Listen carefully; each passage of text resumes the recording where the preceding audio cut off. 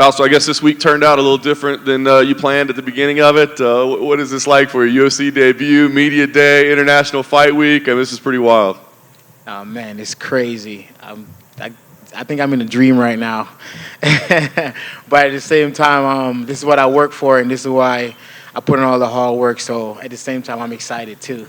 But it's like, oh, man, it's like a dream. Absolutely. How did it all come together? What was the sequence of events that came together for you? Well, honestly, I was supposed to originally be on a Contender Series in August. And then a couple hours ago, I got a call saying that I have an opportunity to be on the main card fighting Bo Nickal. So I'm like, all right, let's go. I mean, it couldn't get no better than that. I mean, I don't have to wait, what I'm saying, straight in, into a debut fight versus one of the better guys, I guess, on the roster. So it's exciting. I love it. Like you said, everybody's trying to get here, right? And you get the opportunity, you're not going to turn it down. But it is against Bo Nickal, right? This mythical figure of Bo Nickal. I mean, did you have any conversation about that? Like, is this the right opportunity, or could we just hang around and wait for Contender Series? Oh, I didn't think twice about it. I was just like, let's go. You know what I'm saying? Either way, I'm gonna have to, get in and find somebody tough anyway. So why not do it now? You've had a little bit of a layoff prior to this time, right? So what's been going on? Because it's, this was a big opportunity for you, but there's been some time in between fights. I wouldn't say it's a layoff because I was training still, but I wasn't signed at the time. Ever since I got signed, that's where we got the ball moving. So ever since I got signed, we got the ball moving. But I wouldn't consider it as a layoff. I would say more like preparation, you know what I'm saying? Like, training and then honing the skills, as I go. Last thing for me, coming into this, as you said, I mean, you're here. It's the dream, right? But how do you look at this? Is this a no-lose situation? Like, if it doesn't go your way, we just did what we could do? Or do you feel like, no, I got to go in there and do something? No, I'm coming in to put on a show. Winning this fight is mandatory for me. There's no slack or nothing like that. This is not just a fight just because it's on short notice. I'm coming to fight. You know what I'm saying? I'm coming to put on a show. I'm coming to utilize my opportunity and maximize it to the fullest. Over here. We've heard from, like, in the past, fighters that have taken these short notice fights that sometimes it's a blessing in disguise for them because they don't dwell on it for like months and weeks at a time, especially ahead of their UFC debut. I'm curious what camp you fall in. Like, would you have preferred, like, I'm sure you would have preferred a full camp, but in terms of your UFC debut on International Fight Week on a main card pay-per-view, is it a blessing in disguise that you don't have to just dwell on this for weeks? Actually, yes, it's a blessing in disguise because when I heard I was on a Contender, it was like way out, you know what I'm saying? And I'm still waiting. So you couldn't get any better than this, you know what I'm saying? 2 days notice. I mean, obviously I gotta do what I gotta do to, be ready. But 2 days notice is nothing to me because I'm used to, like, pretty much my whole amateur career is built off short notice fight. And my last fight that I took in Orlando, it was a short notice fight. I took that fight the day of the weigh-in. So short notice fight don't really shake me, you know what I'm saying? Because at the end of the day, it's the opponent, and we're going to fight. Well, kind of going off of that, the UFC tends to like fighters that take these quick turnaround, these short notice fights. Are you going to be one of those guys, or are you going to be? Yeah, I'm going to be that guy. I'm going to be that guy to step in every time they need me. I'm curious, how much did you watch of Bo Nickal and his fight career and stuff? I saw him on a Contender Series. I know he was, he wasn't on my radar until a couple of days ago.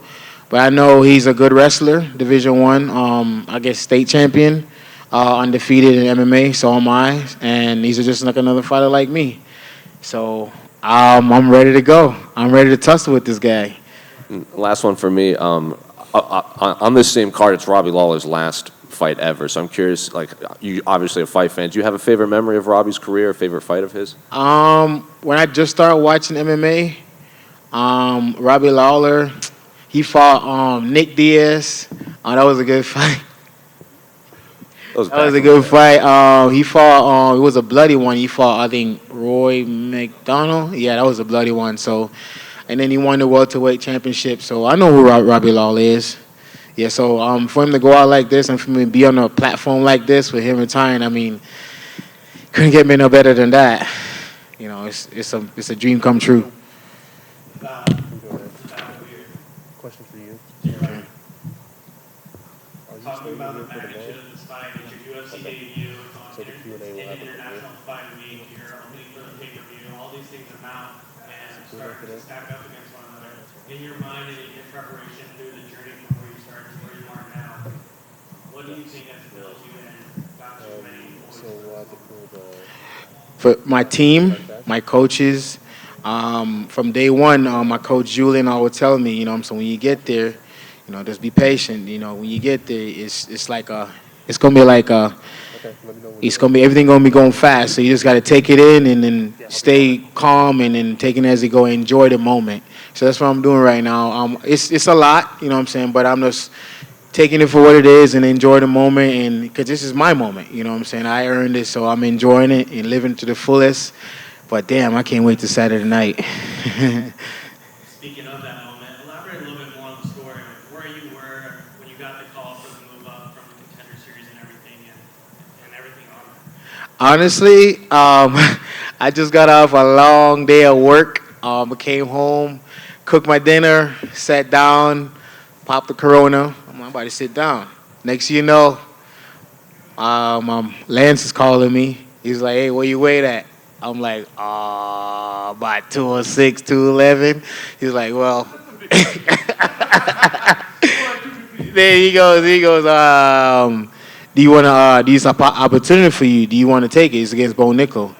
So I said, yeah, I'll take it. And he goes, confirm with your coach first. And then he was with it. So I'm like, all right, let's go. Let's run it. Next thing you know, a couple hours later, I was out here dropping away. And, because ever since, like I said, I haven't took a layoff. I've been training. I've been training consistently in camps.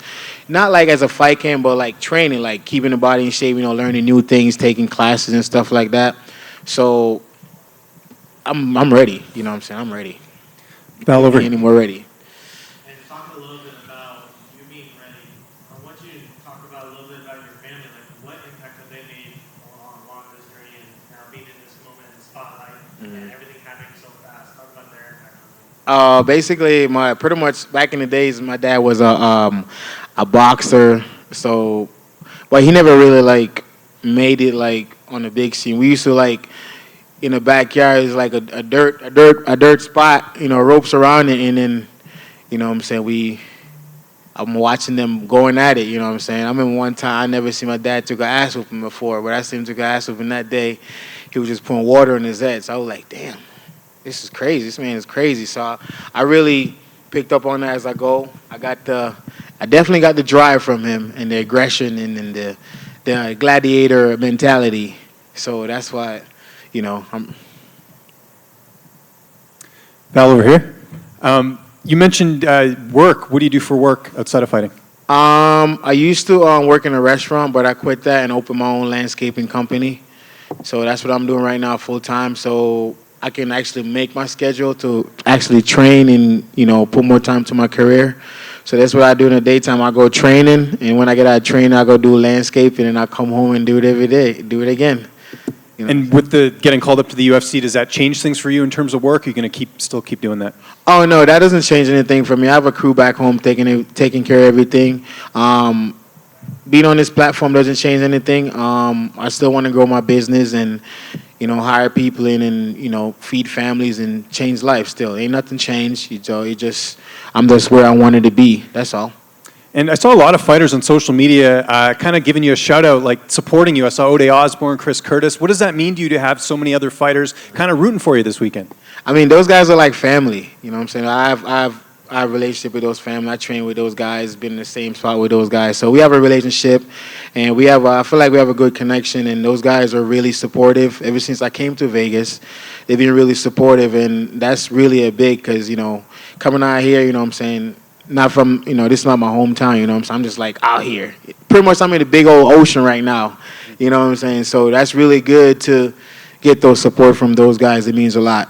And just last one for me, I know you kind of talked a little bit about before, but you kind of feel like you're playing a bit with house money here. You get the call up, a lot of people counting you out. Bo's supposed to be this, phenom, and here you are looking to spoil the party. Talk a bit about that and just sort of the mentality going on. I'm definitely going to be the bad apple Saturday night. I'm definitely going to be that guy. I'm known for that. Pretty much, I'm known for ruining this guy's careers. Not career, but records and stuff. I'm known for that. I'm known for the upset, and I love being the underdog because I thrive off of that. You know what I'm saying? after the fight, I want people come up to me, hey, you good job, you know what I'm saying? You did a good job, you know, we was counting you out, you came through, you know what I'm saying? You did your thing, you know what I'm saying? I'm coming out there to show them that I'm a dog. They will see. Val, over here to your left in the back. On that same note, plus 1,200 is about as big of an underdog as it gets in the UFC, man. Like, you know, how you feeling? First time up, stepping up, have a chance to play as big of a spoiler as it gets. I mean, 12 plus 1,200 don't mean nothing. That's what they predict. The UFC fight is not script. It's about to be live, so we'll see. Perfect. And then last question for you. In the gambling capital of the world, I got to ask you, got a favorite roulette number or color? Blue. Over here, back here. How does it feel that, and by the way, because you mentioned that you took short notice fights throughout your career, is it because you've been in such a prominent division in the UFC with such a rich history with like the Anderson Silvas and the Chris Weidmans? Is that the reason why? Because you always had that talent in the back of your head that you're so comfortable saying, hey, yeah, my first fight, I'll take that Bo Nickal fight? I would say not really, but I'm the type of guy like once I start something, I'm consistent with it. You know what I'm saying? So being an MMA fighter, my whole 6 years of fighting, I've always been ready. You know, I've always been ready. Like you call me, like I'm ready. You know what I'm saying? My second amateur fight, I took a fight within like a same thing, made weight, cut 20 pounds. You know, made weight and won that fight. You know what I'm saying? So it's all about the mindset. It's all about what you want. You know what I'm saying? It's all about how hungry you are. It's all about how bad you want it. You know what I'm saying? And it all comes down to, you know, excuses. I don't make excuses for myself. If I got to do it, I got to just do it. You know, and get it over with. So I feel like that's what makes me different. Your first fight, you potentially shocked the world and you railed I'm gonna. hype train, and also have the most popular landscaping company in the world. I mean, I'm gonna shock the world. shock the world. Yes, sir. I'm gonna look him in his eyes after that. I'm gonna say, hey, thanks for the opportunity, but I'm the better man today. You know what I'm saying? I wanted more than you.